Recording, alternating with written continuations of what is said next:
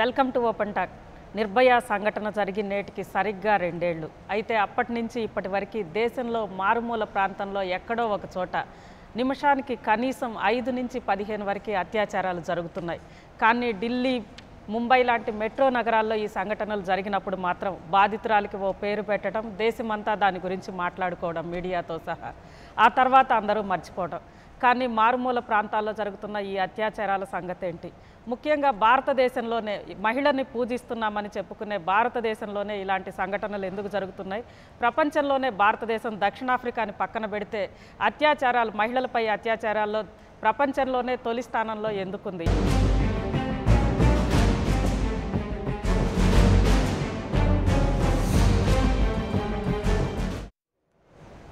Welcome back. దేశ రాజధానిలో ఓ యువతిపై జరిగిన పాశవికత్వానికి నేటితో 2 ఏళ్లు. మరణశయ్యపై కూడా మనోనిబ్బరాన్ని కోల్పోని ఆ సాహసవంతురాలి ధైర్యానికి గుర్తుగా యావత్ భారతం ఆమెకి పెట్టిన పేరు నిర్భయ. మహిళలపై అలాంటి ఆకృత్యాలు పునరావృతం కాకుండా చూసేందుకు చట్టాలను పదునెక్కించి ఆ చట్టాలకు కూడా ప్రభుత్వం అదే పేరు పెట్టింది. అయితే పదునెక్కిన ఆ చట్టాలు మృగాళ్ల గుండెల్లో గుచ్చుకుంటున్నాయా? అమాయక ఆడవాళ్లపై ఆకృత్యాలు ఆగుతున్నాయా అంటే కాదనడానికి ఒకదాని తర్వాత ఒకటిగా జరుగుతున్న ఘోరాలే సాక్ష్యం. నిర్భయ చట్టాలు కూడా అబలలకు అభయం ఇవ్వలేకపోతున్న వైనంపై 99 టీవీ స్పెషల్ రిపోర్ట్.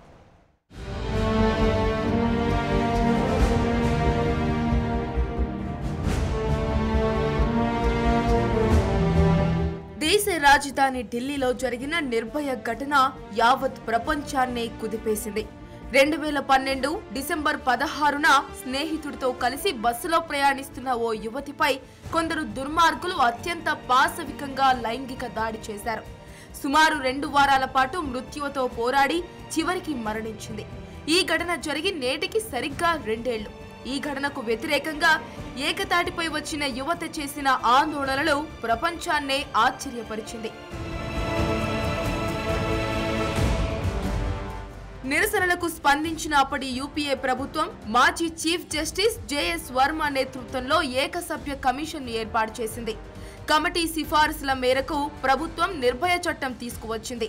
ఈ చట్టం 2013 ఏప్రిల్ 2న అమల్లోకి వచ్చింది. ఈ చట్టం ప్రకారం మొదటిసారిగా అత్యాచారానికి పాల్పడితే 20 సంవత్సరాల కఠిన కారాగార శిక్ష, అదే రెండోసారి పాల్పడితే ఉరి శిక్షను విధించవచ్చు. గ్రామాల్లో, పట్టణాల్లో, ఇళ్లలో, వీధుల్లో, వాహనాల్లో, పాఠశాలల్లో, హాస్టల్లో, పార్కుల్లో ఎక్కడా భారతీయ యువతులకు రక్షణ లేదన్నది నేటికి జగమెరుగని సత్యం. లైంగిక దాడికి పాల్పడిన వారిని కఠినంగా శిక్షించాలని చట్టం రూపొందించిన ఫలితం మాత్రం 0. 2013లో మొత్తం 1559 అత్యాచారం, 3347 లైంగిక వేధింపుల కేసులు నమోదయ్యాయి. 2014లో తొలి 4 నెలల్లోనే 616 అత్యాచార కేసులు, 1336 లైంగిక వేధింపుల కేసులు నమోదయ్యాయి. 2012తో పోలిస్తే మహిళలపై అత్యాచారాలు 2013లో 35.2% పెరిగాయని, వారిపై నేరాలు 26.7% పెరిగాయని అధికారిక గణాంకాలు చెబుతున్నాయి. రోజుకు ఎన్నో అత్యాచార ఘటన వార్తలు పేపర్లలో, టీవీల్లో నిండిపోతూనే ఉన్నాయి. నిర్భయ చట్టం కింద కేసులు నమోదవుతూనే ఉన్నాయి. కానీ అవి కార్యరూపం దాల్చడంలో అమిత అలసత్వం కనిపిస్తోంది. చూసి చూడనట్టు వదిలేస్తున్న పోలీసులను నమ్ముకుంటే లాభం లేదని మొన్నటికి మొన్న హర్యానాలో 2 అక్కాచెల్లెళ్ళు అపరకాళీలై లైంగిక దాడిని ఎదుర్కొన్నారు. కానీ పురుషాధిక్య సమాజం దాని వెనుక కూడా చెడునే వెతుకుతోంది, కానీ అమ్మాయిల సాహసాన్ని పట్టించుకోవడం లేదు. పురుషుల కంటే తాము బలహీనులమనే భావాన్ని మన సమాజంలో యువతులకు, మహిళలకు నూరిపోస్తున్నారు. నిర్భయ చట్టాలు సమర్థవంతంగా అమలు చేసేలా చర్యలు తీసుకునేంత వరకు కామ పిశాచులు రెచ్చిపోతూనే ఉంటారు. అమాయక ఆడపిల్లలు బలవుతూనే ఉంటారు. తను అబలను కాదు, సబలను అనే ఆత్మస్థైర్యం పెంచుకుంటే ప్రతి అమ్మాయి తనపై జరిగే ఆకృత్యాలను ఎదుర్కోగలదు.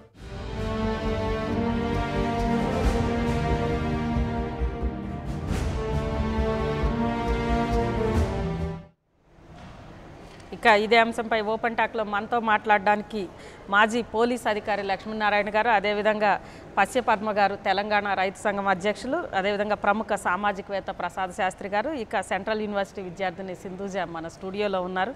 ముందుగా లక్ష్మీనారాయణ గారు మీరు చెప్పండి, ఈరోజు చూస్తున్నాం దాదాపు నిర్భయ ఘటనకి 2 ఏళ్ళు. అప్పటి నుంచి ఇప్పటి వరకు కూడా అనేక పేర్లు, బాధితురాళ్ళకైతే అనేక పేర్లు పుట్టుకొచ్చాయి. వీర అని, అభయ అని, లేదా ఇంకొక పేరు బుడియా అని, ఇలాంటి పేర్లన్నీ కూడా పుట్టుకొచ్చినాయి. కానీ వాళ్ళ మీద జరుగుతున్న సంఘటనలు మాత్రం అంతకంతకు పెరుగుతున్నాయి. ఎందుకంటారు? ఇది మన సమాజంలో ఉన్నటువంటి రుగ్మతల్లో ఇది చాలా భయంకరమైనటువంటి రుగ్మత. దీన్ని ఏంటంటే మూలాల్లోకి వెళ్ళి పరిశీలించి దాన్ని ఎట్లా ఎదుర్కోవాలనేది కేవలం చట్టాల ద్వారా ఇది ఎట్టి పరిస్థితుల్లో కూడా పెద్ద ఊహించినంతగా ఉండకపోవచ్చు అనేది ఈ చట్టం చేసినప్పుడు కూడా కొన్ని సందర్భాల్లో చర్చల్లో చెప్పుకోవడం జరిగింది.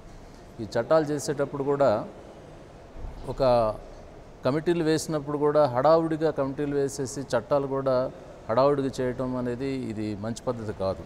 ఎందుకంటే ఆ రోజు సంఘటన జరిగింది కాబట్టి దానికి ఒక జవాబు చెప్పాలనే రీతిలో ప్రభుత్వాలు, పరిపాలకులు ఓ చట్టాన్ని తీసుకురావడం తప్ప దాని మీద కూలంకషంగా చర్చించడం. దాన్ని ఇంకోటి ఏంటంటే ఈ కమిటీలో న్యాయమూర్తులు వేసారు, చాలా బాగుంది. అట్లనే ఒక పోలీస్ ఆఫీసర్ని కూడా వేయాలి, అట్లనే ఒక ఎన్జిఓని ఎవరినైనా ఉంచాలి, ఒక ఐఏఎస్ ఆఫీసర్ను. అట్లా లేకపోతే ఉందంటే ఉన్నటువంటి సమాజంలో ఉన్నటువంటి భావాలు అనేది ఏముందో అక్కడ చక్కగా ఉండదు. దాంతో ఈ చట్టం మూలంగా ఒక చట్టం చేసి శిక్షను పెంచగానే సరిపోదు. దానికి అసలు బేసికల్గా మనకేంటంటే క్రిమినల్ జస్టిస్ సిస్టంలో ఉన్నటువంటి లోపాలు, తర్వాత మనకి కేసు రిజిస్టర్ చేయడానికి పోలీస్ స్టేషన్కి వెళ్ళినప్పుడు పోలీసు వాళ్ళ స్పందన, ఎందుకు చేయటం లేదు కేసెస్, తర్వాత తక్షణం ఎందుకు రెస్పాండ్ కావడం లేదు, తర్వాత ప్రిపేర్డ్నెస్ ఎందుకు ఉండటం లేదు, ఇవి చాలా విషయాలు నిగూఢంగా ఇందులో ఉన్నటువంటి చాలా విషయాలని చర్చకు తీసుకుంటే తప్ప దీన్ని కేవలం చట్టము తర్వాత శిక్ష పెంచగానే ఇవన్నీ కూడా ఆగిపోతాయి అనుకోవడం మాత్రం భ్రమ. ఓకే, పద్మ గారు చెప్పండి. చాలా బాధాకరమైనటువంటి విషయం.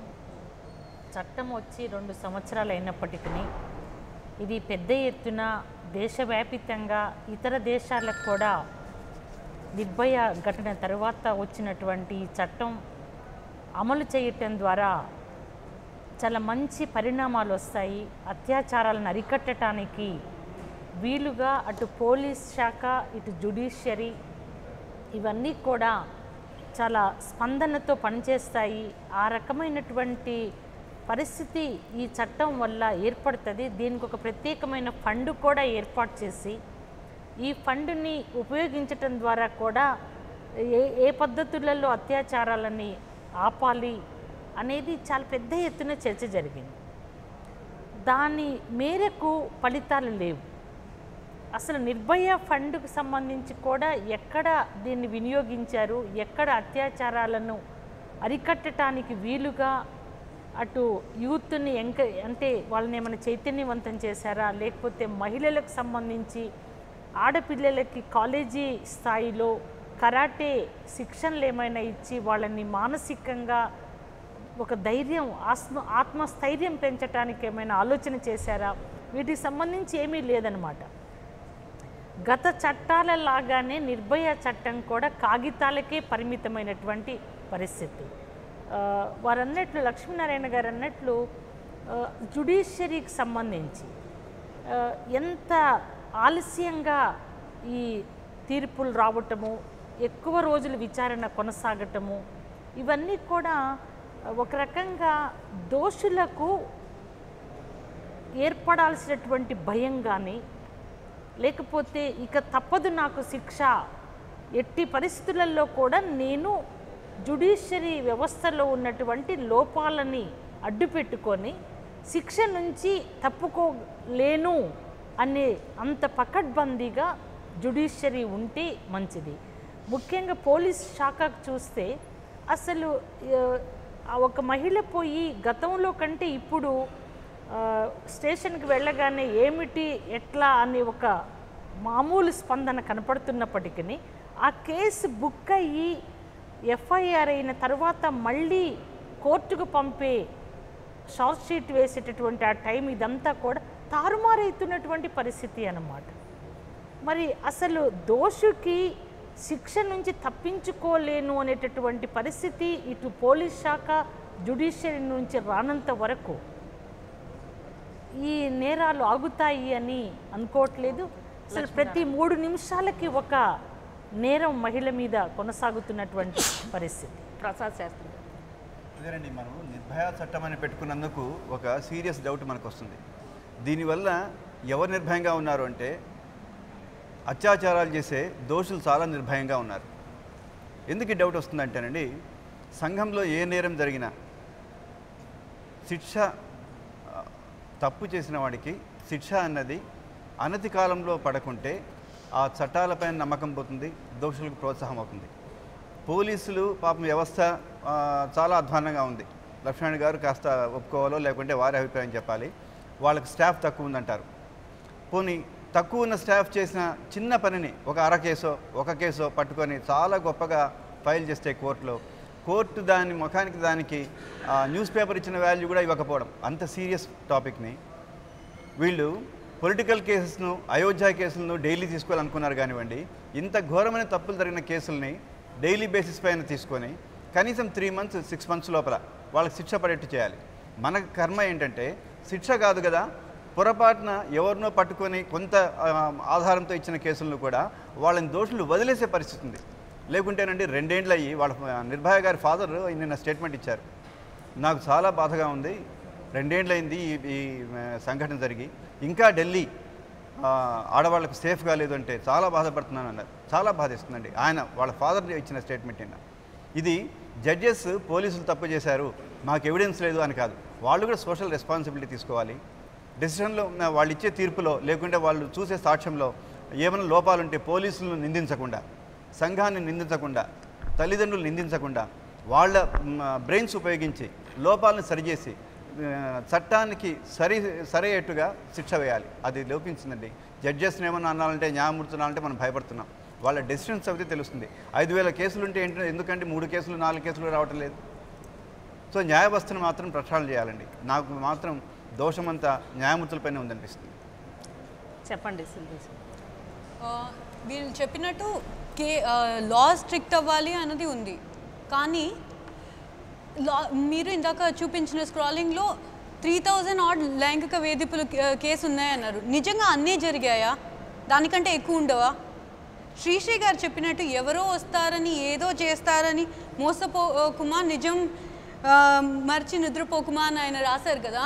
అలా మనం ఈరోజు అమ్మాయిలకు అది నేర్పించాలి. ఎవరైనా వచ్చి మాట్లాడితే అప్పుడు లా కానీ కేసు కానీ లా ఎన్ఫోర్సర్స్ కానీ ఏదో ఒకటి చేయొచ్చు. అండ్ అమ్మాయిలు ఏంటి అంటే భయపడతారు. ఎందుకు అంటే ఇప్పుడు వచ్చి ఎవడో నన్ను ఏడిపించాడు అంటే అందరూ ఏ అబ్బాయి ఏం చేశాడో అని అడిగే ముందు నువ్వు ఆ టైంలో ఏం చేస్తున్నావు, ఎక్కడున్నావు, ఏం బట్టలు వేసుకున్నావు. ఇప్పుడు నిర్భయ కేసులో కూడా ఒక సెక్షన్ వాళ్ళు ఆ అమ్మాయికి జరిగిన అన్యాయం గురించి మాట్లాడుతుంటే మనకి ప్యారలల్గా అంతే ఆర్గ్యుమెంట్ జరిగింది. ఏంటి అంటే ఆ అమ్మాయి అసలు ఆ టైంలో ఆ అబ్బాయితో ఆ బస్సు ఎక్కడం ఏంటి, ప్రైవేట్ బస్ ఎక్కుతుంది అని అలా ఎలా తెలియకుండా ఎక్కింది.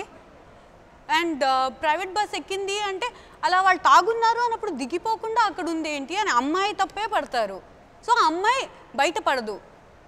బట్ మనం ఈ కాలం అమ్మాయిలకి నేర్పించాల్సింది ఏంటి అంటే అలా ఏం జరిగినా పర్లేదమ్మా, నువ్వు వచ్చి మాట్లాడు అని. మన సొసైటీలో సగం మంది, ఇంకా సగం పైగా మంది ఆలోచించేది ఏంటి అంటే ఇంకా పాతకాలం నాటి ముళ్ళు వచ్చి ఆకు మీద పడ్డా, ఆకు వచ్చి ముళ్ళు మీద పడ్డా, ఆకే బొక్క అన్నట్టు మాట్లాడడం, ఆ యాటిట్యూడ్ ఇంకా ఉంది అందరికీ. అది మారాలి. అమ్మాయిలకి ఏదైనా జరిగితే లాగొకటి కొట్టు, రోడ్డు మీద ఎవరైనా ఏదైనా అంటే కూడా వచ్చి తర్వాత చూసుకుందాం అనే యాటిట్యూడ్ రావాలి. లాగి ఒకటి కొట్టినా కానీ అమ్మాయిల రక్షణ కోసం ఎవరు దగ్గరికి రావట్లేదు. అది కూడా అలాంటి పరిస్థితి కూడా ఈరోజు అమ్మాయిలకు ఉంది. ఎదురు తిరిగి ఎవరన్నా ప్రశ్నించినా చుట్టూ చూసే వాళ్ళంతా కూడా వినోదంలాగా చూస్తున్నారు తప్పితే ఎవరు కూడా దగ్గర. అమ్మాయిలు హ్యాండ్ బ్యాగ్ లో కాంపాక్ట్ పౌడర్ లిప్స్టిక్ తీసుకెళ్ళడం కాదు, ఒక పెప్పర్ స్ప్రే పెట్టుకోవాలి, లాగ్ కొట్టడం కాదు, దాన్ని ముఖం మీద కొడితే అప్పుడు ఆటోమేటిక్గా అన్ని కొంచెం అబ్బాయిలు భయపడతారు. తగ్గుతాయని చెప్పలేము కానీ కొంచెం భయపడతారు, ఓకే వీళ్ళు రియాక్ట్ అవుతారు అని. లక్ష్మీనారాయణ గారు చెప్పండి. మనం దాదాపు అంటే ఇప్పటి వరకు చూసాం నిర్భయ సంఘటన తర్వాత ఇప్పటికి కూడా ఢిల్లీలోనే జరుగుతూ ఉన్నాయి, ఢిల్లీలోనే. కానీ దేశవ్యాప్తంగా కూడా ఇలాంటి సంఘటనలు నిర్భయతోటే మొదలు కాలేదు, నిర్భయతోటే అంతం కాలేదు. కానీ నిర్భయ సంఘటన జరిగిన వెంటనే ఒక మీడియా పోలీస్ ఆఫీసర్ దగ్గరికి వెళ్తే, ఆ సరౌండింగ్స్లో ఉన్న స్టేషన్ ఆఫీసర్ దగ్గరికి వెళ్తే ఆయన చాలా సింపుల్గా ఏముంది ఆడవాళ్ళు వస్తా అర్ధరాత్రిళ్ళు తిరుగుతుంటారు, ఇలాంటి చాలా సర్వసాధారణం అని చాలా సింపుల్గా తీసుకున్నారు. అది తెహల్కా స్పై దీంట్లో కూడా బయట పెట్టింది. తెహల్కా పోలీస్ ఆఫీసర్ ఏమన్నాడు అని అనేది. పోలీసుల అంటే ఒక అలసత్వం వల్ల లేదంటే చాలా ఇష్యూస్లో ఫస్ట్ మన దేశం మొత్తం కూడా అత్యాచారం గురించి మాట్లాడుకుంది మాధుర్ కేసులో. ఆ అమ్మాయి స్టేషన్కి వెళ్తే ఆమెని అత్యాచారం పోలీసులే చేసిన సంఘటన. అంటే పోలీసుల వల్ల కూడా ఇలాంటి సంఘటనలు అంతకంతకు పెరిగిపోవడానికి పోలీసుల వైఫల్యము, చూసి చూడనట్లు ఉండడము ఇదంతా మామూలే. అంటే ఒక మగాళ్ళలాగే పోలీసులు ఆలోచించడం దీనికి కారణం అంట కాదండి. కారణం ఇప్పుడే మనం అనుకున్నట్టు ఏంటంటే ఇప్పుడు పోలీస్ స్టేషన్స్కి వచ్చినప్పుడు మనకేంటంటే ఒక ఫిర్యాదు వచ్చినప్పుడు అది నిజమా అబద్ధమా అదంతా తర్వాత విషయం. ఫస్ట్ ఎఫ్ఐఆర్ ఇష్యూ చేసి కేసు రిజిస్టర్ చేసిన తర్వాత ఇమీడియట్గా రెస్పాన్స్ నిర్భయాల వాళ్ళు అది చేయలేదు. అమ్మాయిల ఒక్క నిర్భయానే కాదు, భారతదేశంలో ప్రతి పోలీస్ స్టేషన్లో జరుగుతున్నటువంటి విషయం ఇదే. ఇది వాస్తవం. ఎందుకు ఇలా జరుగుతుంది అనే దాని మీద అధ్యయనాలు కావాలి. ఏంటంటే మెయిన్ బేసికల్ ఏంటంటే పోలీసులో ఈ మినిమైజ్ చేయడం అనేది, క్రైమ్ మినిమైజ్ చేయడం అనేది అలవాటు అయిపోతూ ఉంది. సీనియర్ ఆఫీసర్స్ కూడా కొంతమంది వచ్చిన కొత్తలో కాస్త హడావుడి చేసిన తర్వాత మళ్ళీ వాళ్ళు కూడా అలవాటు. కారణం ఏంటంటే నేను ఒకటి అడుగుతా చెప్పండి, క్రైమ్ మినిమైజ్ చేయడం కోసం ఈ సంఘటనలకు సంబంధించి నేను ఒక దొంగతనానికి సంబంధించిన ఘటనకి పోలీసు స్టేషన్కి వెళ్తే దాన్ని ఇలానే తీసుకుంటాను. దానికి కూడా వస్తున్నాను. అయితే ఈ మినిమైజ్ చేయడం ఎందుకు జరుగుతుందంటే వీటిని బట్టి వాళ్ళ యొక్క పనితీరుని ఏదైతే అసెస్ చేస్తున్నారో డిపార్ట్మెంట్లో దాన్ని ఇంతవరకు ఎవరు కూడా ఏ స్థాయిలో కూడా అంటే ఒక డిపార్ట్మెంట్ అని కాదు ప్రభుత్వాలు ఇవి కూడా దీన్ని క్షుణ్ణంగా దీన్ని ప్రక్షాళన చేయాల. ఇప్పుడు కూడా ఏంటంటే పనితీరు ఏంటంటే ఎన్ని కేసులు రిజిస్టర్ అయినాయి, ఎన్ని ఛార్జ్షీట్లు చేశారు, ఎన్ని ఇచ్చేశారు దీంతో. అయితే వీళ్ళు ఏంటంటే ఎక్కడక్కడ బర్కింగ్ ఆఫ్ క్రైమ్ అంటే కేసులు రిజిస్టర్ చేయకపోవడం, రెస్పాన్స్ ఇవ్వకపోవడం, తర్వాత ఏదన్నా ఇంపార్టెంట్ కేసా అవునా కాదని చూద్దాంలే అని చెప్పని తాత్సారం చేయడం, ఇవన్నీ కూడా వీటిని అడ్రస్ చేయాల్సిన అవసరం ఇమీడియట్గా చాలా ఉంది. ఇందాక నేను చెప్పినట్టు అట్లానే దీనికి తోడు పెండింగ్ ట్రయల్ కేసెస్ కూడా భారం విపరీతంగా పడిపోతున్నసరికి ప్రతిదీ మినిమైజ్ చేయడమే. ఇది ఒకటి కనుక మినిమైజ్ చేసుకుంటే కేసెస్ రిజిస్ట్రేషన్ పరిశోధన కూడా తప్పుతుంది. ఇది కనుక తప్పిందంటే కోర్టులో ట్రయల్ స్టార్ట్ అవుతుంది. ట్రయల్ సాక్షులను తీసుకెళ్ళి ప్రవేశపెట్టడం, తర్వాత సమన్ సర్వ్ చేయడం చాలా ప్రాసెస్ ఉంటుంది. ఇదంతా కూడా వర్క్ లోడ్ విపరీతంగా అయిపోతూ ఉంటుంది వాళ్ళకి. అయితే ఈ నేపథ్యంలో ఏంటంటే వాళ్ళు చూసినట్టయితే 1,30,00,000 ఏమో చెప్తూ ఉంటారు, పేపర్స్లో చూస్తుంటాం భారతదేశంలో కేసులు పెండింగ్ ఉన్నాయి. ఇవాళ కనుక ఫ్రెష్ కేసెస్ కనుక ఫైల్ చేయకపోతే ఇప్పుడు ఉన్న కేసెస్ కనుక డిస్పోజల్ కావాలంటే 100 సంవత్సరాలు పడుతుంది అనేటటువంటి ఒక విశ్లేషణ ఉంది. సో ఈ నేపథ్యంలో మనం ఉన్న కేసులు 100 సంవత్సరాల దాకా ఉన్న కేసులు డిస్పోజల్కి సరిపోతాయి, కొత్త కేసులు ఫైల్ చేయకుండా. సో వీటన్నిటి దృష్టిలో పెట్టుకొని వీళ్ళు ఏంటంటే మానసికంగా కూడా వాళ్ళు అట్లా తయారవుతూ ఉంటే దాన్ని ఎక్కడ కూడా ఖండించేవాళ్ళు లేరు. ఎంతసేపు ఒక ఇన్సిడెంట్ కాగానే ఇది అయిందని చెప్పిన దాని మీద విపరీతమైన చర్చలు తప్పించి మూలాలకు వెళ్ళిపోయి ఒక వ్యవస్థ ఇందాక వారు అన్నట్టు ఆ వ్యవస్థలో దాన్ని మార్చాలి. ఒక పోలీస్ డిపార్ట్మెంట్ అనండి, జ్యుడిషియల్ అనండి, ఏదైనా సరే మనకు కళ్ళెదురు కనిపిస్తూ ఉన్నది. వాటిని ఎట్లా మార్చాలనేది పాలకులు ఆలోచించాల్సిందే, దాని ఒక పాలసీస్ తీసుకురావాలి. పద్మ గారు చెప్పండి, ఈరోజు మినిమైజ్ చేయడంలో భాగంగా అత్యాచారం లాంటి కేసుల్ని నమోదు చేసుకోవడానికి పోలీసులు కొంత వెనక్కి తగ్గడానికి ఇది కారణమని లక్ష్మీనారాయణ గారు అంటున్నారు. కానీ మిగిలిన కేసుల విషయంలో కూడా పోలీసులు మినిమైజ్ చేయడమే వాళ్ళ ఇదే ఉద్దేశం అయితే మిగిలిన కేసుల్లో కూడా అలానే స్పందించాలి. కానీ ఒక థెఫ్ట్ కానీ లేదా ఏదైనా మర్డర్ కానీ లేదంటే ఏదైనా చిన్న చిన్న గొడవలు కానీ వీటన్నిటిలో కూడా పోలీసులు స్పందిస్తున్నారు. కానీ అత్యాచారానికి సంబంధించి వెళ్ళడమే అదొక పెద్ద కష్టం. ఎందుకంటే దేశంలోనే తొలి అత్యాచార సంఘటన మనం ఇంతకు ముందు అనుకున్నాం. ఇప్పటికీ దాంట్లో న్యాయం జరగలేదు. ఆమెకి మనం న్యాయస్థానాల్ని నిందించకూడదు అని అనేది చట్టాలు చెప్తున్నాయి కాబట్టి మనం ఏం అనలేము. ఇప్పటికి కూడా మాధుర్ కేసులో న్యాయం జరగలేదు. ఫస్ట్ కేసే పోలీస్ స్టేషన్లో 2 కానిస్టేబుల్స్ ఒక వేరే విషయం కోసం ఆమె వెళ్తే, న్యాయం కోసం వెళ్తే ఫస్ట్ కేసే ఆమెని అక్కడ పోలీసులే అత్యాచారం జరిగిన సంఘటన. ఇలాంటి నేపథ్యంలో స్టేషన్ వరకు వెళ్ళడమే చాలా గొప్ప, నమ్మి పోలీసుల్ని నమ్మి. అయినా కానీ వెళ్ళినా కానీ ఆ కేసులు రిజిస్టర్ చేసుకోలేదు. తర్వాత చాలా చులకనగా మాట్లాడడం ఇది కారణం కాదంటారు. అంటే అసలు మన దేశంలో మహిళ అంటే చిన్న చూపు అనేది అన్ని డిపార్ట్మెంట్స్లలో కూడా అసలు మగవాళ్ళల్లో కానీ లేదా ఆడవాళ్ళల్లో కానీ మగ ఎక్కువ ఆడ తక్కువ అన్న భావజాలం చాలా దారుణంగా ఇంకా కొనసాగటం ఒకటి. రెండవది 150 సంవత్సరాల క్రితం ఏర్పాటైనటువంటి పోలీసు వ్యవస్థలో ఎలాంటి మార్పు లేదు, ప్రక్షాళన లేదు. మన దేశంలో మన ప్రభుత్వం వచ్చిన తర్వాత కూడా స్వాతంత్ర అనంతరము అసలు పోలీసుకి ఎట్లా సెన్సిటైజ్ చేయాలి, ఏ రకంగా వాళ్ళని సమస్యల పట్ల స్పందించటానికి వీలుగా వాళ్ళ మనోభావాలను రూపొందించాలి అనే దాని మీద ఒక ప్రత్యేకమైన డైరెక్షనే లేదు ఇప్పటి వరకు. ఇంకోటి మూడవది ఏంటి, అసలు వీళ్ళు పోలీస్ స్టేషన్కి వచ్చినప్పుడు లంచాలు వగైరా ఇవి కూడా ప్రధానమైనటువంటి పాత్ర ఈ వహిస్తున్నాయి. అత్యాచారం కేసుల్లో వాటికి అవకాశం లేదు. అది అంటే లేదు, ఇంకా మిగతా మనీతో ముడిపడ్డ కేసులు మిగతా కేసెస్లో అవకాశాలు ఉన్నాయి కాబట్టి వీటి పట్ల అసలు ఒక చిన్న చూపు.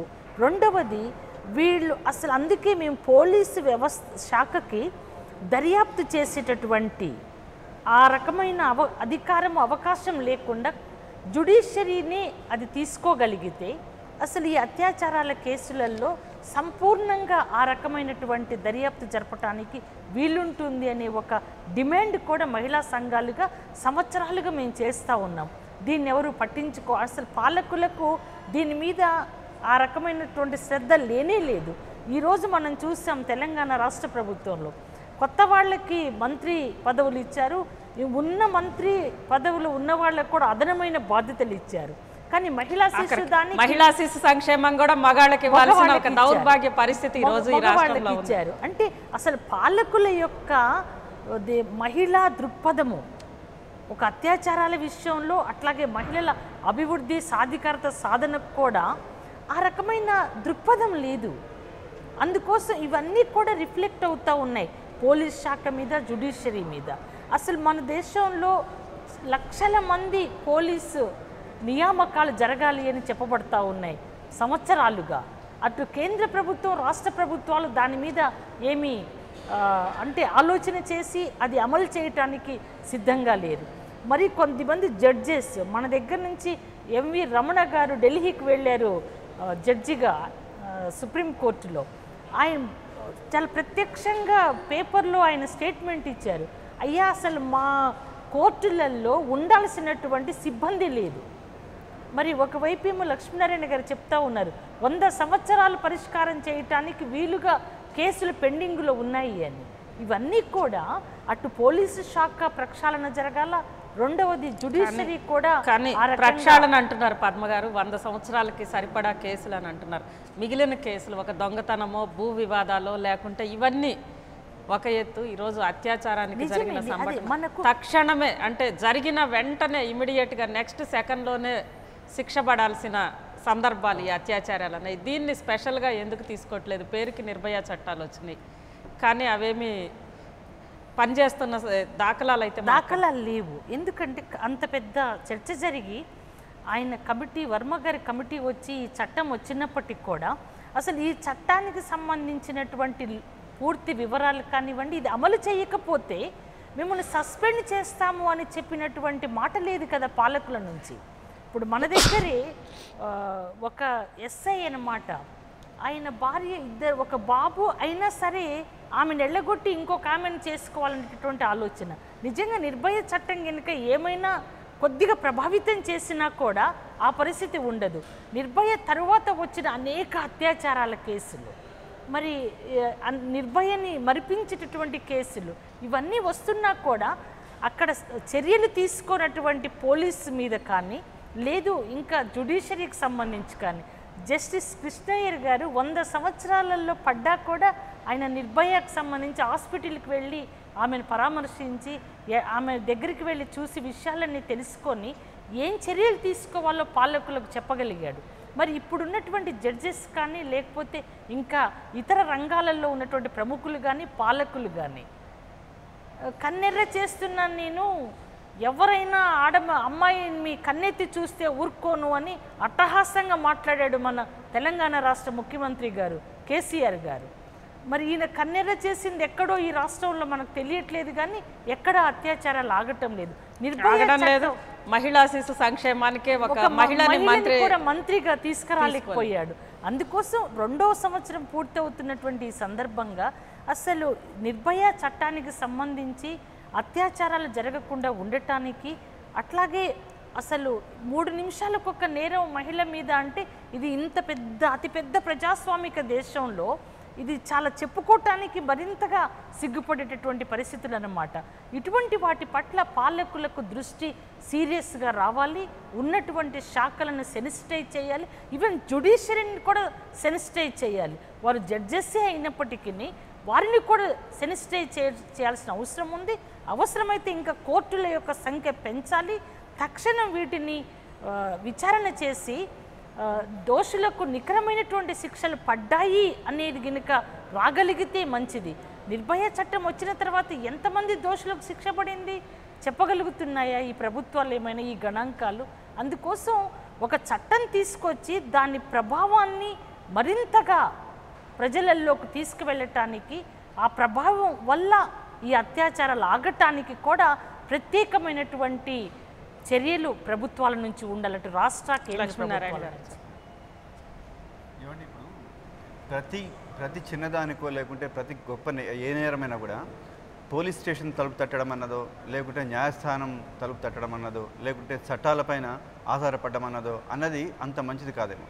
తర్వాత ఒక సమస్య, ప్రజాస్వామ్య దేశం కదండి. అవునండి. ఇప్పుడు పోలీసులు కానీ న్యాయస్థానాలు కానీ ప్రజలకు ఇలాంటి సంఘటనలు జరగకుండా సమాజాన్ని ఒక క్రమ పద్ధతిలో పెట్టడమే కదా వాటి లక్ష్యం. కరెక్టే. 100 సంవత్సరాలకు తగినంత కేసులు మా దగ్గర ఉన్నాయి ప్రభు అని చెప్పి వాళ్ళు మొత్తుకుంటూ ఉంటే ఫ్యూచర్ అఫెన్సెస్, ఆ కేసులని ఈ కేసుల్ని కలిపి చూడకూడదు అనేది మనం ఫస్ట్ నుంచి కూడా చూడకూడదు కదా. ఒక సెన్సిటివ్ పాయింట్, మగవాళ్ళు చెప్పలేని పాయింట్ సింధుజ చెప్పారు, మనం మర్చిపోతున్నాం. అది నేను చెప్పింటే మహిళలందరూ నా పైన రాళ్ళు వేశారు. సింధుజ చెప్పింది కాబట్టి నేను చెప్పగలుగుతున్నాను. ఆ సమయంలో ఆ బస్సులో ఆ అమ్మాయి ఆ అబ్బాయి ఎక్కడ మెందుకు అంటే దీన్ని జ్యూరీ స్టూడెంట్స్లో కాంట్రిబ్యూటరీ నెగ్లిజెన్స్ అంటారండి. కాంట్రిబ్యూటరీ నెగ్లిజెన్స్ అంటే ఒక నేరం జరిగినప్పుడు ఆ విక్టిమ్ కూడా ఏ విధంగా దానికి సహాయం చేశాడు అన్నదాన్ని కాంట్రిబ్యూటరీ నెగ్లిజెన్స్ అంటారు. సో ఒక విధంగా ఆ అమ్మాయి ఆ బస్సులో ఎక్కడము అన్న సిచ్యువేషన్స్ తగ్గితే ప్రతిసారి అది తగ్గడానికి అవకాశమే లేదు. ఎందుకంటే మహిళలు ఈరోజు మగవాళ్లతో పోటీపడి అన్ని రంగాల్లో దూసుకెళ్తున్నారు. ఈరోజు పోనీ ఒక జర్నలిస్టే అనుకోవచ్చు, రాత్రి 12ంటికి షిఫ్ట్ అయిపోతుంది, కిందకెళ్ళి బస్సు ఎక్కుతుంది అంటే అది ఆమె దోహదం చేసినట్ట ఆ నేరం జరగడానికి. నేను ఒక చిన్న మాట చెప్తానండి. నేననలేదు, సింధుజ ఫ్రమ్ ఫీమేల్ యాంగిల్ చూశారు, లేకుంటే మేల్ చూనిజం అని చెప్పి మీరు ఈ విధంగా నన్ను అటాక్ చేసేవారు.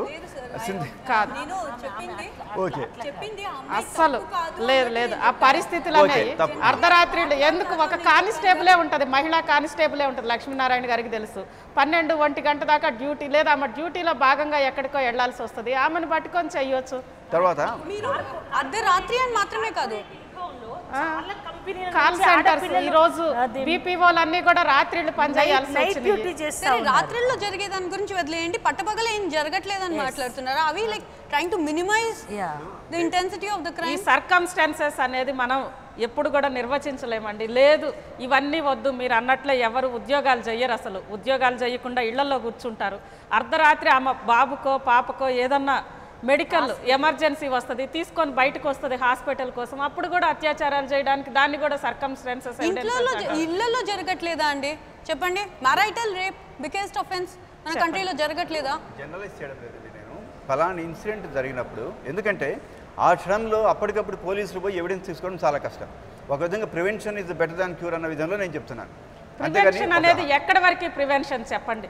ఇంట్లో బాత్రూముల్లో మామ కోడల్ని అత్యాచారం చేసిన సంఘటనలు ఉన్నాయి, తండ్రి కూతుర్ని అత్యాచారాలు చేసిన సంఘటనలు ఉన్నాయి. ఎక్కడి వరకు ప్రివెన్షన్? దానికి సొల్యూషన్ అంటే, ఎందుకంటేనండి సమస్యను మనం పెడుతూనే అంతటితో మన పని ఆగిపోదు, మన బాధ్యత ఆగిపోదు. పరిష్కారం కూడా మనం సూచించాలి. ఊరికే ప్రశ్నలు సంధిస్తూ పోతే పరిష్కారం లేకుండా ఉంటే అందరూ పిచ్చోళం అయిపోతాం. ఇప్పుడు ఇంట్లో జరిగిన సమస్యని ఇప్పుడు ఇంటి దొంగని ఈశ్వరుడైనా పట్టలేడు అంటారు, అందరూ విన్నాం కదా. దీనికి ఎవరు ముందుకు వచ్చి పిల్లికి గంట కట్టువారెవరు అన్నట్టుగా మనము కోడ్ డెవలప్ చేసుకోవాల్సి ఉంటుంది. ఫ్యామిలీ కోడ్ అంటామా, మనకు పబ్లిక్గా తీసుకున్న ఎవిడెన్సే కోర్టు వాళ్ళు దాన్ని కొట్టేసి నేరస్తులను సాక్ష్యం లేదని వదిలేస్తున్నారు. ఒక అర్ధరాత్రి జరిగింది కానివ్వండి, లేక కుటుంబంలో జరిగింది కానివ్వండి, సాక్ష్యం తీసుకోవాలంటే పరిష్కారం ఏమైనా సూచిద్దాం. సమస్యలు మాత్రం పెట్టుకుంటూ పోతే అందరూ మనం దోషులు అయిపోతాం. పరిష్కారం అంటే చెప్దాం. అంటే అత్యాచారాలు జరుగుతున్నటువంటి వాటిని గమనిస్తే 76% తెలిసిన వాళ్ళు ఆ ఇంటి చుట్టూ ఉన్న పరిసరాలలో ఉన్న వాళ్ళే చేస్తున్నారు అనేది గణాంకాలు చెప్తా ఉన్నాయి. అంటే అసలు బెంగళూరులో గుడియా అని చెప్పి ఒక సంఘటన జరిగింది. మళ్ళీ మనం ఆ పేరు గుడియా అని పెట్టాము. టీచర్ అత్యాచారం చేశారు. దీనికంటే ఆమె ఏమి ప్రివెన్షన్ అనేది ఎలా స్కూల్కి వెళ్లకుండా ఆగడమేనండి ప్రివెన్షన్? 5 ఏళ్ల పాప కేరళలో 3 ఏళ్ల పాపని అత్యాచారం చేశారు. పాప ఇక ఇంట్లోంచి బయటకు రాకూడదంటే 3 ఏళ్ల పాప ఏం తప్పు చేసింది? కాదండి, మొన్న మీరు ఒక స్క్రోలింగ్లో చూపించారు, ఆ అమ్మాయి బెల్ట్ తీసి కొడుతుంటే 4 నవ్వుతూ చూస్తున్నారని చెప్పి అనుకున్నాం. అంటే ఈ కన్సర్న్ ఫర్ అదర్స్ మనం ఆడ మగ తేడా మర్చిపోదాం. ఇంతకుముందు ఒక మాట అనుకున్నారు, మహిళా శిశు సంక్షేమ శాఖ కూడా మగవాళ్ళకే ఇచ్చారన్నది.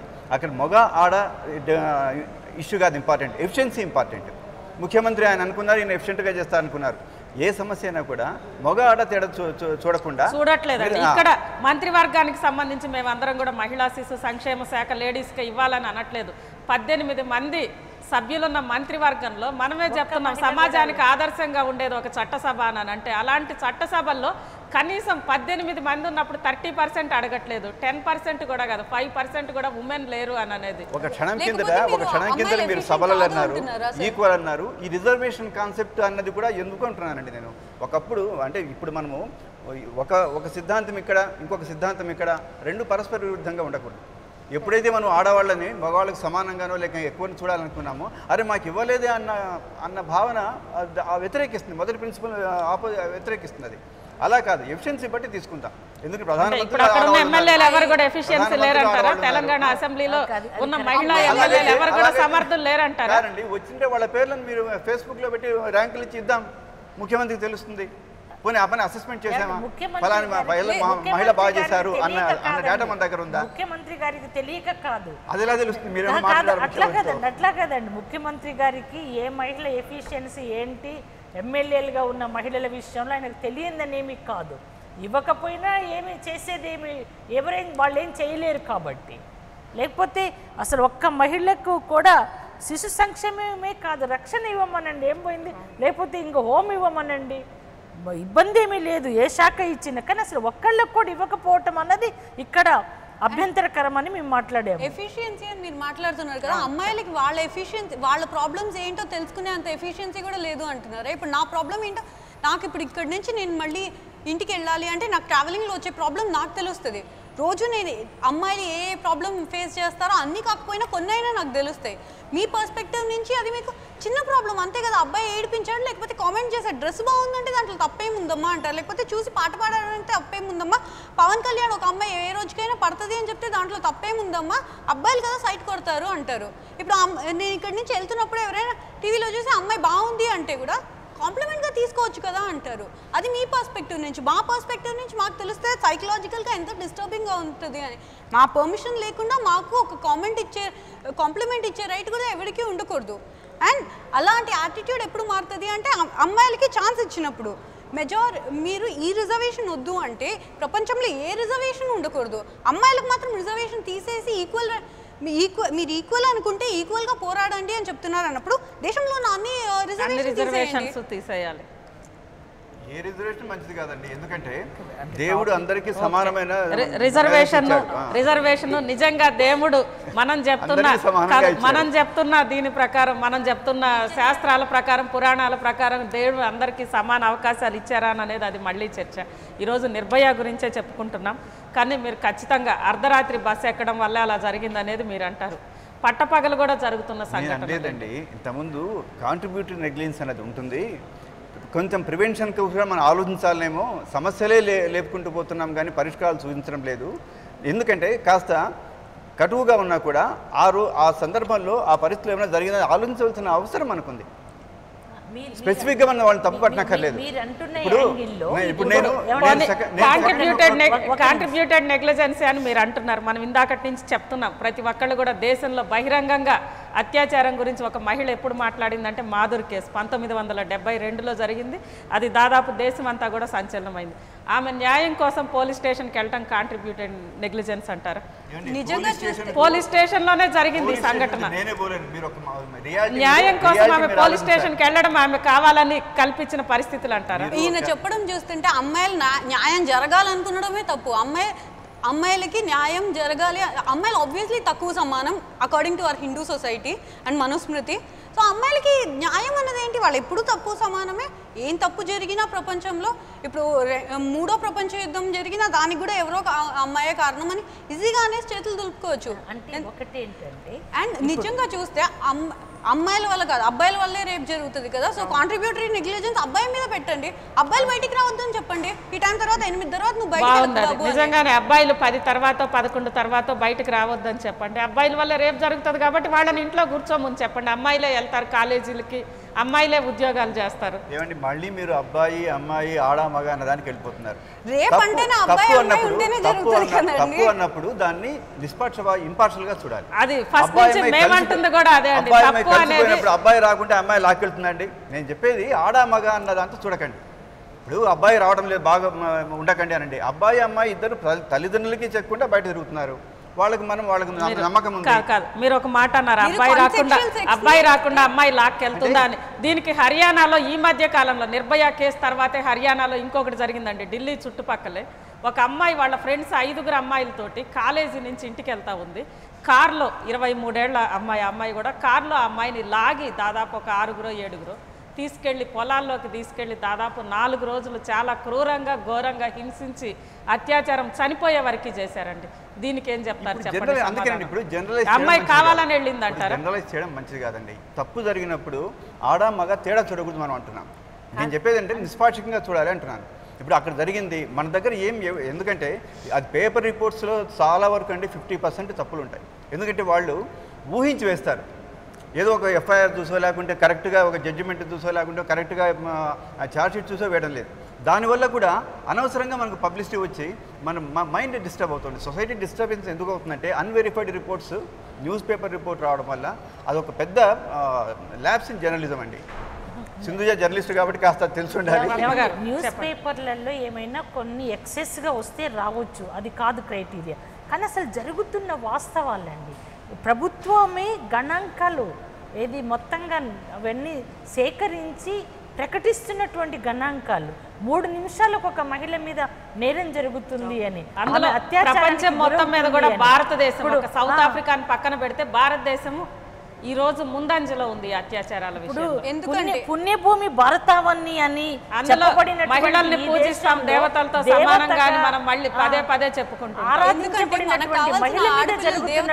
అంటే ఇంట్లో శిలా విగ్రహంలో ఒక మూలలో కూర్చుని ఏమన్నా వాళ్ళ ముందు ఒక హత్య జరిగినా ఏ అత్యాచారం జరిగినా నోరు మూసుకుని ఒక శిలలా ఉండాలి అన్న అర్థంతో మన వాళ్ళు ఆడవాళ్ళు దేవతలతో సమానం పూజించాలి అన్నట్టు చెప్పారు. ఏం జరిగినా ఇప్పుడు నేను ఒక దొంగతనం చేసి వెళ్ళి గుళ్ళో 1 కోటి రూపాయలు వేసేసి దేవుడా నన్ను క్షమించు అన్నట్టు చెప్తే ఎలా పాపం పోతుందో అలా ఒక అమ్మాయి ముందు వెళ్ళి నేను ఏం తప్పు చేసినా సరే నన్ను క్షమించమ్మా అని నేను చెప్తే నా పాపం పోతుంది అన్నట్టు ఒక యాటిట్యూడ్ ఉంది. అలాంటి విషయాల్లో దేవత నిజంగా ఏం తప్పు చేయకూడదు, గౌరవంగా చూడాలి అన్న విధంగా దేవత అన్నట్టు ఎవరు చూడట్లేదు సొసైటీలో.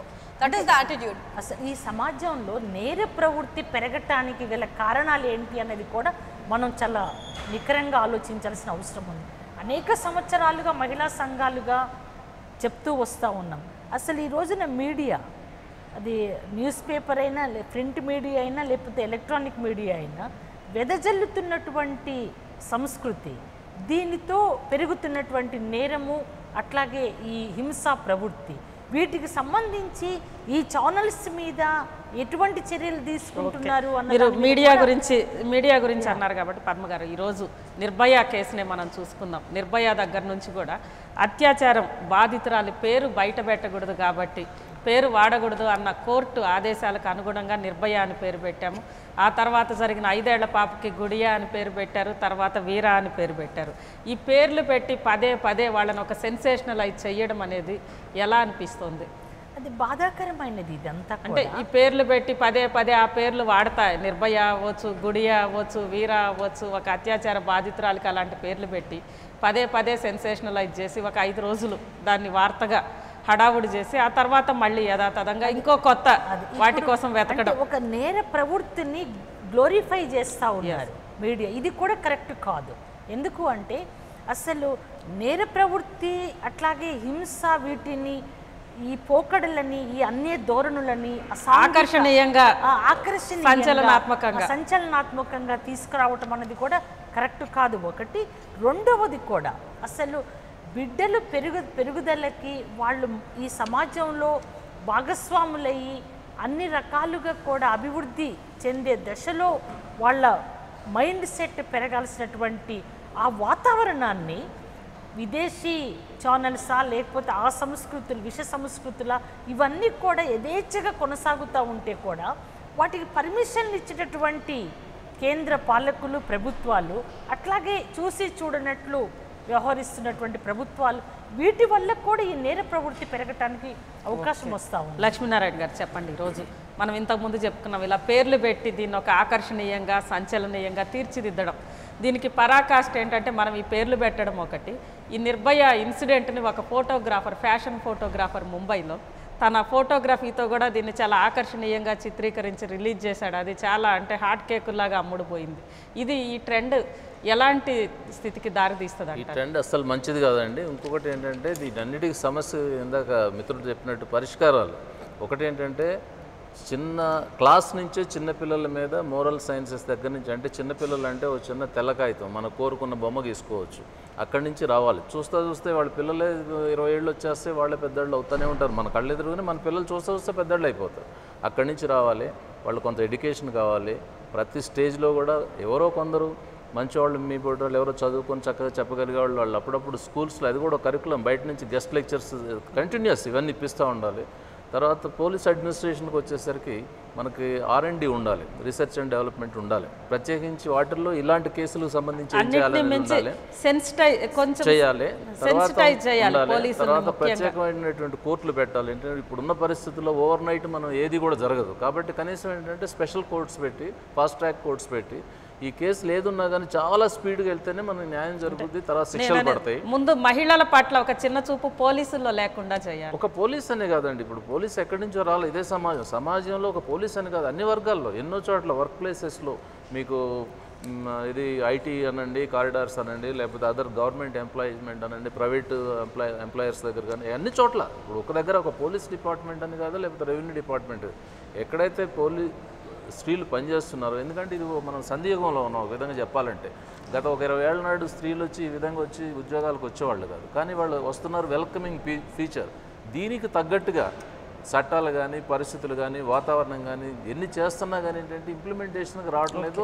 ఇంకొక విషయం అండి, మన ఈ పోర్న్ సైట్స్ మాత్రం ఎట్టి పరిస్థితుల్లో విధించాలి. మీరు చూసినట్లయితే ఒకప్పుడు రేప్స్ అయ్యే కానీ ఇట్లా గ్యాంగ్ రేప్స్ కాలేదు గతంలో ఎప్పుడు కూడా. ఇంకొకటి దీనికి సంబంధించి ఇంకో క్వశ్చన్ అండి. ఈరోజు అత్యాచారాలకు సంబంధించి మనం చూస్తున్నాం నిర్భయ కేసు. అదేవిధంగా నేను ఇంతకు ముందు చెప్పాను, హర్యానాకు సంబంధించి ఒక అమ్మాయి మస్టర్డ్ ఫీల్డ్స్ ఉంటాయి, ఆ పొలాల్లోకి తీసుకెళ్ళి 4 రోజులు హింసించి చంపారు. రకరకాలుగా చెప్పలేని పద్ధతుల్లో హింసించి చంపారు.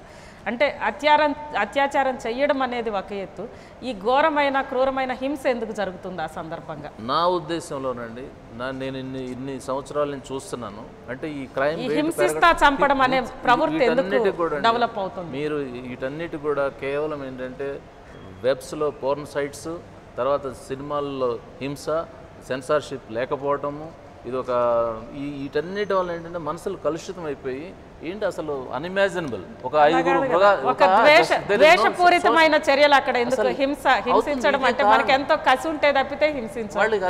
కసి మహిళల పట్ల ఎందుకు వస్తుంది? ద్వేషం, కసి. ద్వేషం అంటే ఏంటంటే ఒక వాంఛ తీసుకుంటాను ఏంటంటే ఒక మృగాల్లాగా, అంతే. It is just like the beast mind అన్నమాట. హైదరాబాద్లోనే కదా పాముని చూయించి భయపెట్టి అది భార్య భర్తలు ఇద్దరు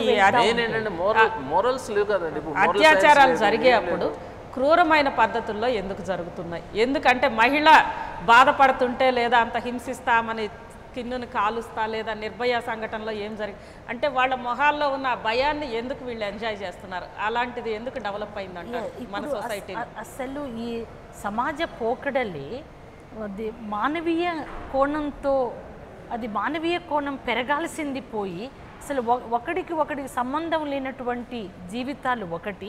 రెండవది అసలు ఆమెని అట్లా హింసించినా కూడా నేను తెల్లారే యథేచ్ఛగా తిరగొచ్చు రోడ్డు మీద అనేటటువంటి ఒక భయం లేని ఒక పద్ధతి, అసలు జీవన గమనం ఎట్లా ఉండాలి అనే దాని మీద ఎలాంటి పద్మగారు ఇంకొక చిన్న ఇది అంటే దాదాపు మనది పితృస్వామ్య సమాజం మనం ముందు నుంచి అనుకుంటున్నాం. ఆ పితృస్వామ్య సమాజం నుంచి మహిళ బయటకు వచ్చి అంటే ఒక సాధికారతతోటి ఆమె అన్ని విధాలా డెవలప్ అవ్వడం పట్ల వీళ్ళలో ఉన్న విద్వేషమే ఇలా బయటపడుతుందా అనేది ఒక సర్వే కూడా జరిగింది. అంటే ఇలాంటి విద్వేషం ముఖ్యంగా మన దేశంలోనే ఇలా జరుగుతుంది.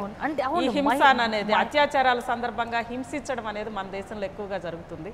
ఈ విద్వేషం ఏమన్నా దీనికి కారణం అంట? అవును, మహిళ యొక్క అభివృద్ధిని సహించలేని ఒక ద్వేషం మరింతగా క్రోధంగా లేదా మగాళ్ళలో ఉండే ఇన్సెక్యూరిటీ, వీళ్ళు డెవలప్ అవుతుంటే వీళ్ళల్లో డెవలప్ అవుతున్న ఇన్సెక్యూరిటీ అదే ఈ విద్వేషానికి మారిపోయారు కదండి. ఇది వరకట్లాగా లేదు, ఇంటికి వస్తే షేర్ చేసుకుంటున్నారు.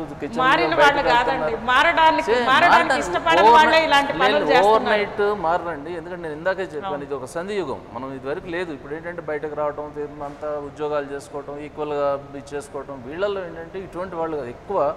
మీకు చూడండి, ఈ రేప్స్ అనేది ఎక్కడైతే జరుగుతున్నాయో ఒక కింద స్థాయిలో వాళ్ళకి ఏంటంటే ఏదంటే అది ట్యాక్సీ డ్రైవర్సు, లేకపోతే విలేజెస్లో ఉన్నవాళ్ళు, లేకపోతే రైల్వే స్టేషన్ ఎక్కడో ఏదో ఏకాంత ప్రదేశంలో ఎవరన్నా అమ్మాయి అబ్బాయి లేదని మాట్లాడుకుందాం అంటే వెళ్ళి అవారాగా వచ్చేవాళ్ళు. అంటే బాధ్యత కలిగిన వాళ్ళు వీటిల్లో ఎవరు కూడా ఇన్వాల్వ్ కావట్లేదండి. మీరు అంటున్నట్టు ఎవరైతే ఉద్యోగాలు చేసుకుంటారో. పోలీసుల సంగతి ఏంటంటే పోలీసులు ఇప్పుడు ఎక్కడో కొన్ని ఇప్పుడు ఇంత పెద్ద దీంట్లో మనకి భారతదేశంలో 130 కోట్లలో పోలీసు అదే సమాజం నుంచి వచ్చారు. వాళ్ళ మైండ్ సెట్స్ ఎక్కడో ఉంటాయి. ఏ కానిస్టేబుల్ లెవెల్లోనో ఏ లెవెల్లోనో పెద్ద ఆఫీసర్లో ఎక్కడో ఉంటుంది, తెలుస్తూ ఉంటుంది.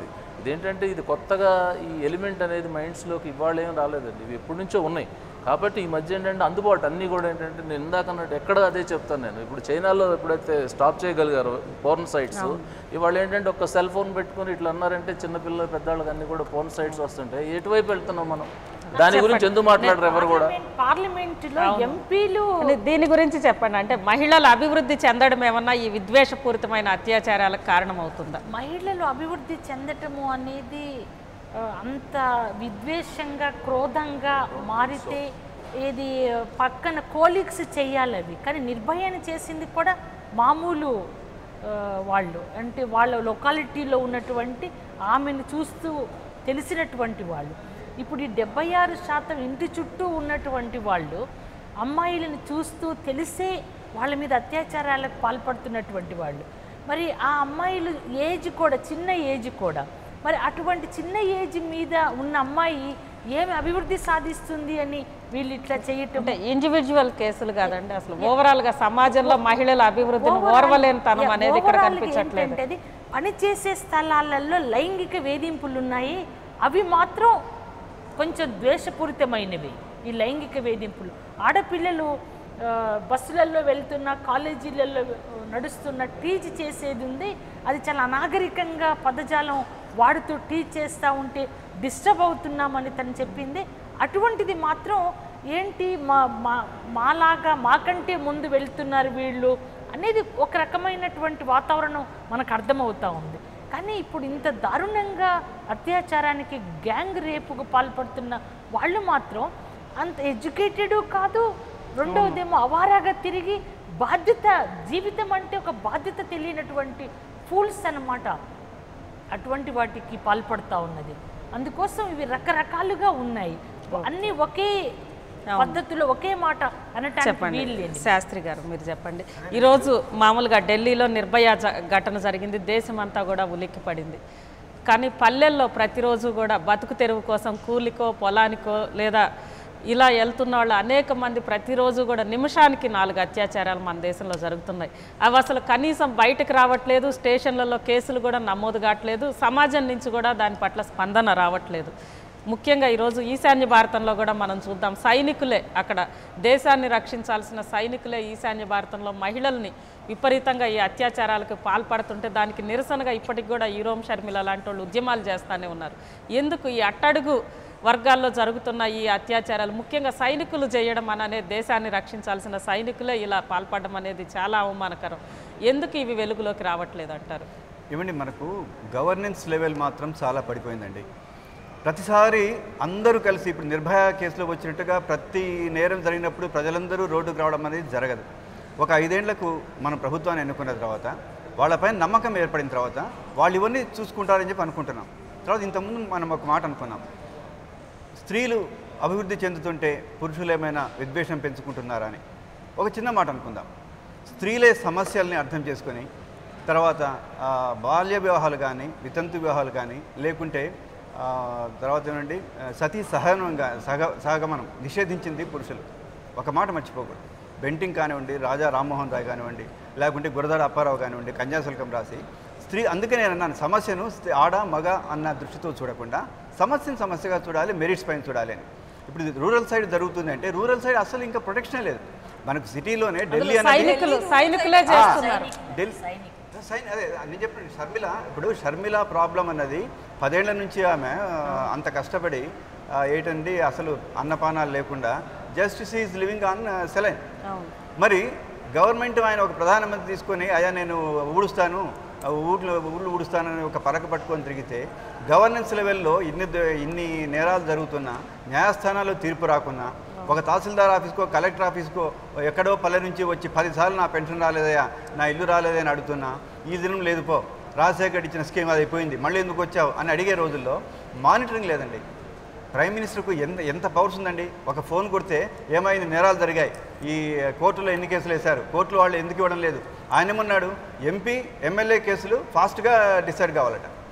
మరి మీరు అన్నట్లు అన్ని నేరాలు ఒక ఎత్తు మహిళపైన జరిగే అత్యాచారాలు ఒక ఎత్తు అనుకుంటే నేరుగా ప్రైమ్ మినిస్టర్ మానిటర్ చేయలేడా అండి. దానికి ఒక ప్లానింగ్ బోర్డుని తీసి పడేసి మళ్ళీ ఒక ప్లానింగ్ కమిషన్ తీసేసి ఇంకొక కొత్త బోర్డు పెట్టాడు ఆయన. ప్రతిదాన్ని సమూలంగా ఏంటి చెత్త వీధిలో ఉండే చెత్తకు మున్సిపాలిటీస్కు జీతాలు ఇచ్చి మనం పెట్టుకున్నామండి. ఆ జీతాల వలన వాళ్ళు కట్ చేయాలి లేక ప్రైమ్ మినిస్టర్కు మున్సిపాలిటీ జీతం అన్నా ఇవ్వాలి. కాబట్టి మహిళ పైన జరుగుతున్న దానికి ప్రయారిటీ ఇవ్వాలి అనుకుంటే ఆ ప్రయారిటీ ఇచ్చేదానికి ఒక సెల్ పెట్టి ఎవరైతే దీని గురించి నిర్లక్ష్యం చేస్తారో వాళ్ళని సెల్లో పెడతానంటే బిహైండ్ ద బార్స్ పెడతాను అన్న సంకేతం ఆయన ఇవ్వాలి. ఆయన చెప్పాడు ఇండిపెండెన్స్ రోజు అబ్బాయి కూడా కేర్ఫుల్గా ఉండాలని. అదే స్పిరిట్ నేను చెప్తున్నాను. తప్పు అన్నది ఆడ మగ తేడా లేకుండా చూడాలి నంబర్ 1. నంబర్ 2 న్యాయస్థానాలపైన మానిటరింగ్ పెరగాలి. మీరు ఇంతకుముందు మీరు కొంచెం కాషస్గా చెప్పారు ఏమండి న్యాయమూర్తులు మనం ఏమీ అనుకోకూడదని చట్టం ఉందని. చట్టం ప్రకారం ఏంటంటే ఫేర్ కామెంట్ చేయొచ్చు. ఇప్పుడు న్యాయమూర్తి ఫలానా దురుద్దేశంతో ఏదో జడ్జిమెంట్ ఇచ్చాడు అంటే అది డిఫమేషన్ అవుతుంది. కానీ ఎందుకన్నానంటే ఫస్ట్ మనం తొలి నుంచి చెప్తున్నాం 72లో జరిగిన మాధుర్ అత్యాచారం కేసులో ఆమె ఒంటి మీద స్టెయిన్స్ ఏమీ లేవు కాబట్టి అది అత్యాచారం కాదు అని ఆమె అంత పెద్ద పోరాటం చేసినా కానీ చివరికి అలాంటి తీర్పు వచ్చింది. మీరు మన న్యాయస్థానం గురించి చెప్పారు కాబట్టి నేను చెప్తాను. కొన్ని రోజుల ముందు సుప్రీంకోర్టు ఒక జడ్జ్మెంట్ ఇచ్చింది. ఒక 60 ఏళ్ళ ఆవిడని ఎవరో రేప్ చేస్తే ఆ అమ్మాయి 60 ఏళ్ళ తర్వాత మెనోపాజ్ అయిపోయి ఉంటుంది కాబట్టి ఆమె ప్రెగ్నెంట్ అవ్వలేదు కాబట్టి అది రేప్ కాదు అని జడ్జ్మెంట్ ఇచ్చింది దేశం మనది. అండ్ ఇంకొకటి ఏంటి అంటే చివరిగా చెప్పండి ఇది అంటే ఈరోజు 2 ఏళ్ల తర్వాత కూడా మనం ఇంకా నిర్భయం ఎక్కడా అని చెప్పి చెప్తా ఉన్నాం. ఇలాంటి చట్టాలు చేసినా కానీ ఎప్పటికీ దీనికి ఫుల్ స్టాప్ పడాలంటే ఏం చేయాలంటారు? ఫాస్ట్ ట్రాక్ లక్ష్మీనారాయణ గారు చెప్పినట్టు ఫాస్ట్ ట్రాక్ కోర్ట్స్ ఉండాలి. ఎందుకు అంటే ఇప్పుడు నేను గ్రాడ్యుయేషన్ చదువుతున్న టైంలో ఒకటి నన్ను ఈటీజింగ్ ఏదో ఒకటి అత్యాచారమో చేసి నేను వాడి మీద కేసు పెడితే ఆ హియరింగ్ అప్పుడెప్పుడో 10 ఏళ్ల తర్వాత నాకు పిల్లలు పుట్టినప్పుడు నాకు హియరింగ్ వచ్చిందంటే నేను పిల్లల్ని తీసుకుని కోర్టుకి వెళ్ళాలా? అదేదో నా తప్పు అన్నట్టు ఇంట్లో నేను ఆ టైంలో వెళ్తే మా ఇంట్లో వాళ్ళు ఫస్ట్ ఆఫ్ ఆల్ కేసు వరకు ఎందుకమ్మా ఊరుకో అసలు భర్త ఎలా రిసీవ్ చేసుకుంటాడో కూడా తెలీదు. అదేదో అంతెందుకండి ఈయన నైట్ టైం వెళ్తే ఇబ్బంది అంటున్నారు. నాకు తెలిసిన ఒక అమ్మాయి ఎంఎంటీఎస్ స్టేషన్లో ట్రావెల్ చేస్తే ఎంఎంటీఎస్ ట్రైన్లో స్టేషన్లో పోలీస్ సిబ్బంది ఉండాలి. అలాంటిది ఒక కాచిగూడ స్టేషన్ దగ్గర ఆ అమ్మాయి ట్రైన్ కోసం ఆగితే ఒక అబ్బాయి పక్కన వచ్చి కూర్చుని ఏదో క్యాజువల్గా మాటలు కలుపుతున్నట్టు మాట్లాడుతూ అసభ్యంగా ప్రవర్తిస్తున్నాడు ఆ అమ్మాయి పక్కనే. ఆ అమ్మాయి 10 నిమిషాలకి రియలైజ్ అయ్యి అక్కడి నుంచి పారిపోయింది. దగ్గరలో కంప్లైంట్ చేద్దామంటే పోలీస్ వాళ్ళు ఎవరు లేరు. దాన్ని ఏమంటారు పట్టపగలు అలాంటిది జరుగుతుంది అంటే అబ్బాయిలు ఎందుకు చేస్తారు? 1 మేజర్ రీజన్ మీరు చెప్పింది ఏంటి అంటే లైక్ కంప్లైంట్ చేయలేరు అన్నది ఒకటి. అండ్ మీరు ఆర్మీ జవాన్స్ చేసే తప్పుల గురించి చెప్తున్నారు. అది కానీ ఇలా ఇంత టార్చరస్ బిహేవియర్ కానీ ఇవన్నీ జరిగేది ఒక రీజనే. All thanks to our Manusmriti. మన పురాణాల్లో నుంచి అక్కడి నుంచి అన్నీ ఏంటి అంటే అమ్మాయిలు తక్కువ, అమ్మాయిలు ఏం చేసినా పడి ఉండాలి, అమ్మాయిల మీద మనం పగ తీర్చుకోవడానికి కానీ లేకపోతే పుట్ దెమ్ ఇన్ ప్లేస్ అంటారు కదా ఇంగ్లీష్లో, అలా వాళ్ళని కరెక్ట్ వాళ్ళ ప్లేస్లో ఉంచాలి. అది ఎలా అంటే వాళ్ళ మీద లైంగిక వేధింపులు చేస్తే వాళ్ళు వాళ్ళ ప్లేస్లో ఉంటారు అని. మన పొలిటీషియన్స్ నుంచి అంతా అందరూ అదే చెప్తున్నారు కదా. సో ఆ యాటిట్యూడ్ మారాలి. చట్టాలు ఏంటంటే ఈ రోజు ఒక ఏదైనా తప్పు చేశాడంటే వారం 10 రోజుల కల్లా వాడికి శిక్ష పడాలి. లేకపోతే అదేదో నాకు జాబ్ లేదా, సరే నేను నాకు తిండికి గతి లేదు, వెళ్ళి నేను ఒక అమ్మాయిని రేప్ చేస్తాను, హ్యాపీగా తీసుకెళ్ళి జైల్లో పెట్టి నన్ను పోషిస్తారు 4-5 ఏళ్ళు, నాకు తిండి తిప్పలకి పరిస్థితి బాధ లేకుండా పోతుంది అన్న యాటిట్యూడ్ వస్తుంది.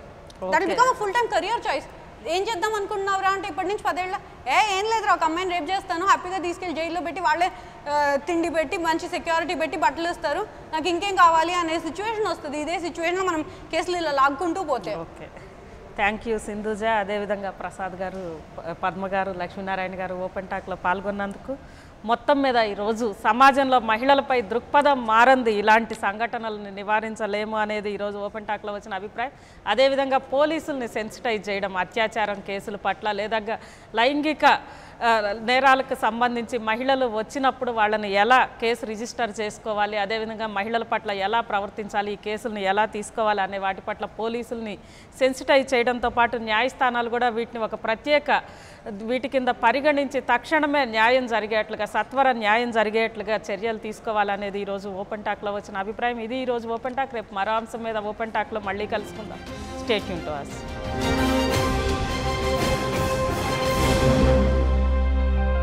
అది ఎట్లా అంటే నాకు అమ్మ ఒడి లాంటిది. ఆ సినిమాకు నేను లేనంటే చాలా ఎంతో బాగుంది మేడం.